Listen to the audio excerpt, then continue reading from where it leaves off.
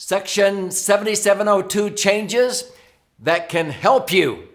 In this episode, I'm going to address Section 7702. What do the changes mean? If you're a financial advisor or a consumer, this can impact you. So get ready. I'm going to show you recent changes that can actually help you with your max funded indexed universal life insurance contracts.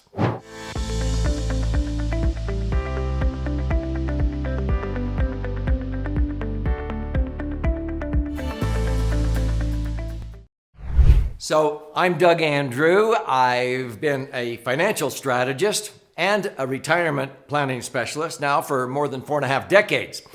I got my insurance license and my Series 1 securities license clear back in 1974. So I've been around the block a long time, and I witnessed the emergence of universal life in 1980. And so Section 7702 affects the way that you access money and you fund a life insurance policy, especially if you're going to be using it for living benefits more than just the death benefit. And so I'm going to do a little review here, but in a nutshell, this new legislation that was just recently passed in the last few days of the year 2020 affects Section 7702, and this has not been touched since June 21st, 1988. It's been a long time. Basically, there are 3 advantages.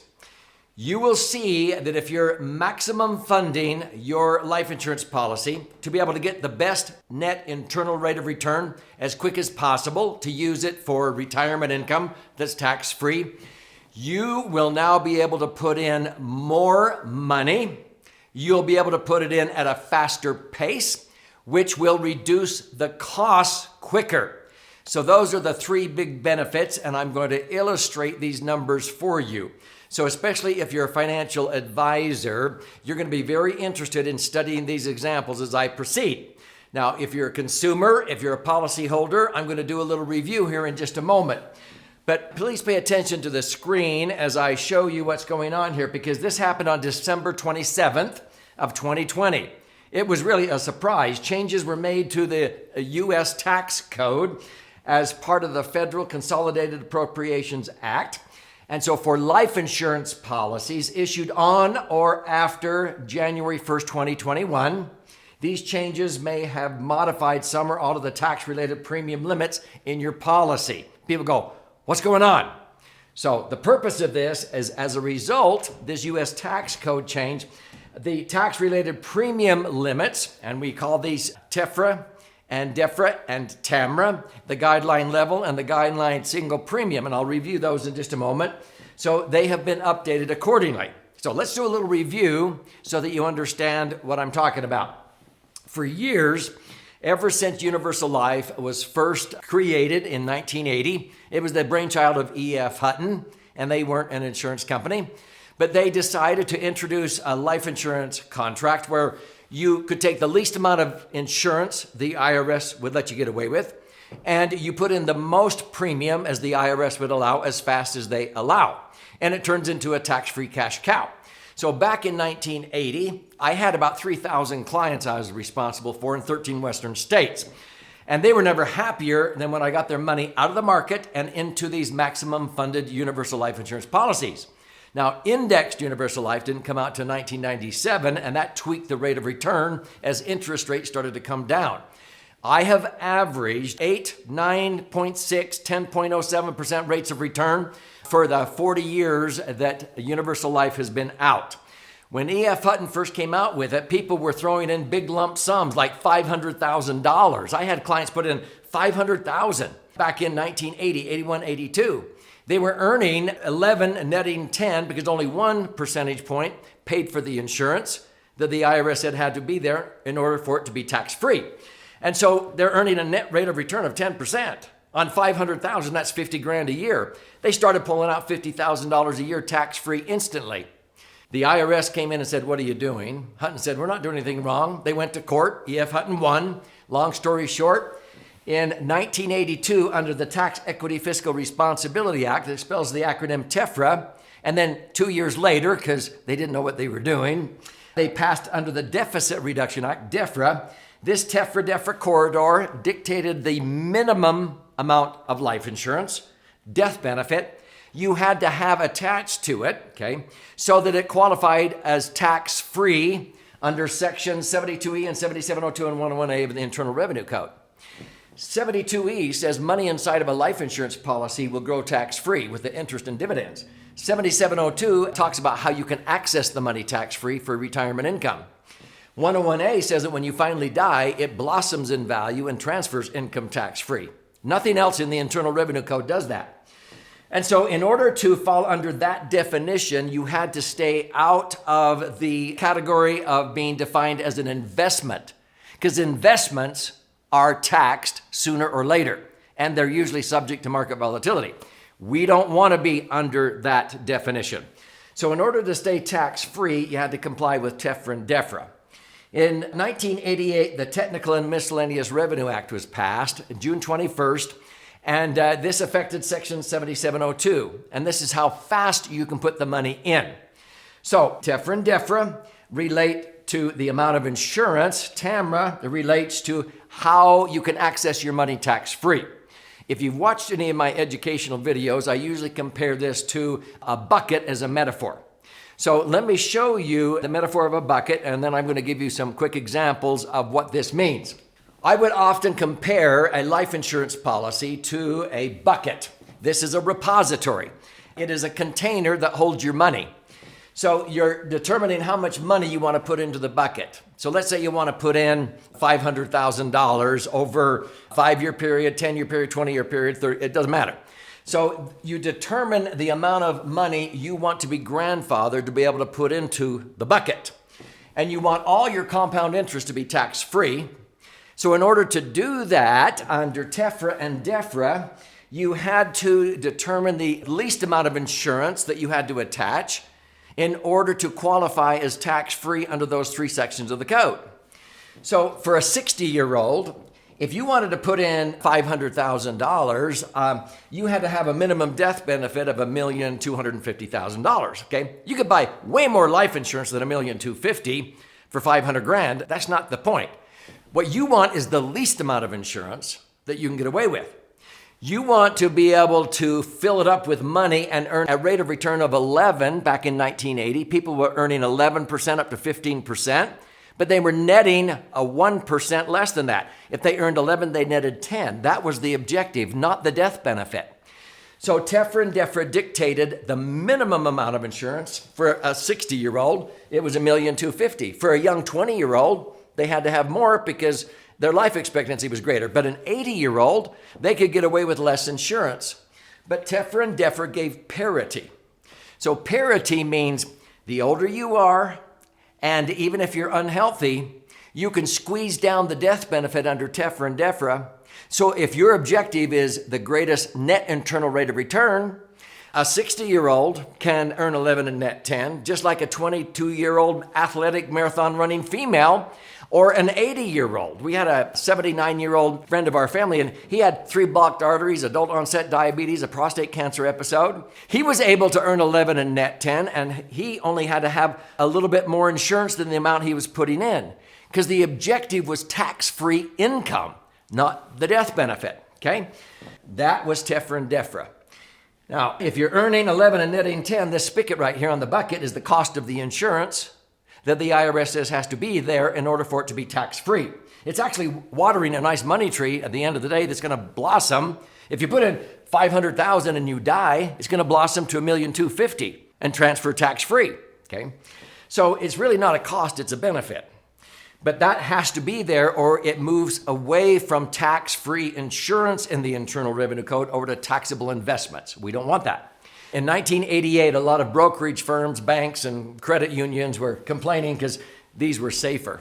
They paid higher interest. They have better rates of return and they blossom when you die. There's not a bank or credit union around that'll do that. And so they wanted to slow the flow because they were imploding. But they didn't want to kill these because this is where a lot of banks and credit unions put your money that you put in the bank. Did you know that? You put your money in a bank, they pay you 1%. They turn around and put it in these and earn 5%. They earn $50,000 on every million, and they only have to pay you $10,000. Hello? They're making 5 times what they're paying you by bypassing and putting your money in the insurance companies, which are safer.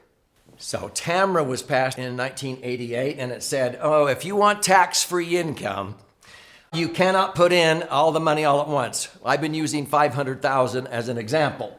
You could only put in about a fifth with universal life. With whole life, you had to take 7 years. But universal life is my favorite because it was designed for living benefits. So you can fill up the bucket faster. I can put in $100,000 the first day of the first year and another $100,000 the first day of the second year. So in the 5th year, which is actually 4 years and 1 day, I can finally put in the last $100,000 and my bucket is full. Now it turns into a cash cow, and anytime I take income, it's tax-free. If I violate TAMRA, it still grows tax deferred, but if I take money out, it's now taxable, LIFO, like an annuity. I don't want that. So that's TAMRA, that's 7702. So far, so good. Now, I'm going to gift you a copy of my most recent best-selling book at the end of this. And if this is intriguing you already, share this video. Put a comment, put a like, but subscribe to this channel because I post an in-depth answer to a financial question almost on a daily basis on this channel. And at the end, I'm going to gift you a copy of my most recent best-selling book, 300 pages, where you can learn more about this, okay? So let's talk about 7702. What it basically said is that for $1 million death benefit, we'll just use the same example. If you're a 65-year-old male, okay, you can now put in $624,000, okay? This number down here, $54,000, you can put in $54,000 every year you want for the rest of your life, but the most you can put in to the policy during the first 11 years or so is $624,000. This down here is called the TAMRA. You can put in $107,000 a year and be able to take out tax-free income. You don't violate TAMRA, what I just talked about. So what did it used to be like? Under the previous, okay, before the changes, you could only put in $497,000. So you're able to put in more money. You're able to put it in faster. You could only put in $82,000. Now you can put in $107,000. So let's just do a summary. After this law was passed, I can now put in for $1 million of life insurance, $624,000. I can put in more money. I can put it in as much as $107,000 a year instead of $82,000 a year. I can get more money in there tax-free, and that will perform better. And the costs, the spigot on that bucket will get smaller faster. This is an advantage, okay? So let's look at somebody age 65. See, after. Now you can put in this. Before you could only put in this. That's a 25% increase in the amount of money that you can sock away tax-free. This is, again, the guideline level premium, what you could put in every year the rest of your life. That's gone up. TAMRA, you can put in 107 instead of 82. That's a 31% increase. The TAMRA limit down here went up as far as the ratio between that and how much you can put into the bucket. So pretty much all around, it's a better situation. Well, that's for a 65-year-old. How about a 75-year-old? This is after. You can put in 837 versus 728. So let's summarize that one. After this law was passed, a 75-year-old can put in $837,000. Now, people say, why would you pay $837,000 into $1 million life insurance policy? Because you want $837,000 to generate tax-free income forever after. That's why. You're not doing it for the death benefit. In fact, the net amount at risk, if you put that much money in, the insurance company is only charging you for the difference between that and the $1 million of life insurance because $837,000 of it is your own money now. The cost of the insurance has gone down quicker. So you come out ahead because you can put in more money than you used to be able to put in as a 75-year-old. Well, let's go to the younger ones. Here is a 55-year-old after, okay? You can put in 439. You used to only be able to put in 314. Wow. So that is 40% increase. You can put in 40% more money and have it grow tax-free under this new law. You can put it in faster. You can put in 50% faster money. You can put in more money quicker. That makes it perform better and makes the cost go down. That's the net result of all of this. Let's look at a 45-year-old. Here's after, here's before. Okay? You can put in 310 versus 198. That's a 56% increase in what you're allowed to set aside tax-free. Under TAMRA, okay, you're able to put it in, again, faster, 77% increased under TAMRA. What about a 35-year-old? Here is after. You can put in 221. Golly. Versus 128. Notice you can only put in this much money because you're younger. The insurance that's required is higher because your chance of living a long time is much greater. The net of this is you can put in 221, whereas before you could only put in 128. 72% more, faster money into your insurance policy. It's going to turn into a tax-free cash cow faster because you're getting money in quicker. You're able to put in under the TAMRA substantially more money, 62 instead of 30,000 a year. This is incredible, okay?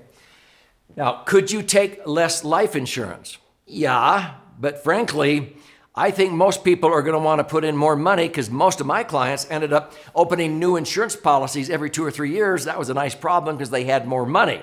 Now you can put more money into your existing policy instead of being stopped. Because if you put in one dime more than the limits, the insurance company was forced to refund it to you. So let's take a 25-year-old. Last example. This is after. You can put in 158. Before, you could only put in 83,000, okay, into $1 million life insurance policy. I can put in way more money, nearly 90% more money. I can put it in faster. I can put in 52,000 a year instead of 21,000 a year and still have tax-free access to my money down the road. This means that bucket I showed you that usually took 4 years and 1 day or 5 years to fill up, this young 25-year-old can fill that up in 2 years and 1 day. Doesn't take 5 years. You can fill up the bucket with money and preserve tax-free accumulation and tax-free access in as little as 2 years and 1 day. For the older people, 3 years and 1 day. Instead of 4 years and 1 day, which is what it was for 60, 65, 70-year-olds. This is very, very exciting, and a lot of people don't understand the impact. Your insurance company is probably making these changes right now, but I wanted to be on the cutting edge and share this with you. If you want to learn more about max-funded indexed universal life insurance policies, I want to gift you a free copy of my most recent best-selling book. Here's how you can claim your free copy. So if this is intriguing you, my most recent best-selling book, book number 11, is flying off of our warehouse shelves.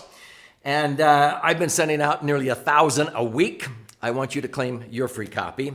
If you go to laserfund.com, again, laserfund.com, and you just contribute a nominal amount towards the shipping and handling, I'll cover the rest, I'll pay for the book.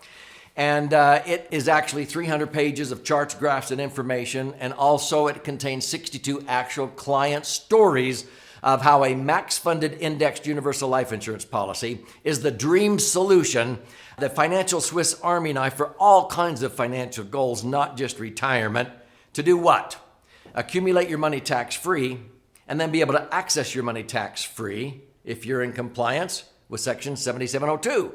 And when you ultimately die, anything in there blossoms and transfers income tax-free to your heirs. It is an incredible financial tool. Learn about it. Go to laserfund.com.